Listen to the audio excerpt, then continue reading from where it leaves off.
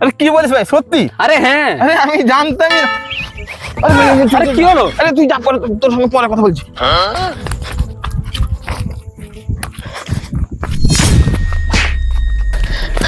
ওই দাঁড়া, সেইখানে দাঁড়াবি। তোল জুতো আর পালাচ্ছিলিস কেন? বিপদ যদি নিজের থেকে হেঁটে হেঁটে আসে, আবার এত ভারী বিপদ, মানুষ তো পালাবেই না। রমজাদা, তুই যে এরকম হবি সেটা আমি জানতাম।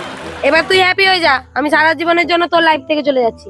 আমার বিশ্বাস হচ্ছে না, আমার তো তোর উপরে একদমই বিশ্বাস নেই। শাকচুনি মরার পরেও পিছা ছাড়ে না। আরে আমি আমার মরার কথা বলছি না, আমার বিয়ের কার্ড দিতে এসেছি তোকে।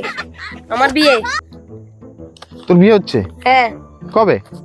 আরে তুই দেখ না, আর তোর প্রচুর খারাপ লাগছে না? খারাপ তো লাগছে, কিন্তু আমার জন্য না, ছেলেটার জন্য। ছেলেটা নিশ্চয়ই মুখে রক্ত উঠেছে, যে তোকে বিয়ে করছে। আকাশ, তুই তার খারাপের জন্য ভাবছিস, আর আমি তো ভেবেছিলাম।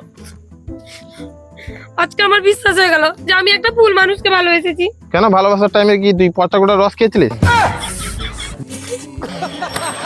আকাশ, আমি যখন তোকে ছেড়ে গেছিলাম, তুই যদি আমাকে বলতিস মঞ্জু প্লিজ তুই থেকে যা।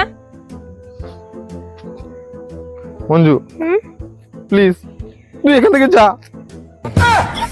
আকাশ, এই ছেলেটার নামে জায়গায় যদি তোর নাম থাকতো তাহলে কত ভালো হতো বল। তুই বেলে চাটার কথা হয়ে যেত। ইউ নো হোয়াট, আমি না একটুর জন্য ডাউটে ছিলাম, কিন্তু এখন ক্লিয়ার হয়ে গেছি। আর যাই হোক, তোর সঙ্গে বিয়ে হয়নি, অনেক ভালো হয়ে গেছে। আর আমার হবু বর যেরকমই হোক না কেন, কমসে কম তোর রকম তো না। আমার রকম হবে কি করে? আরে আমি মানুষ, শুয়ার ভিতরে পার্থক্য থাকবে।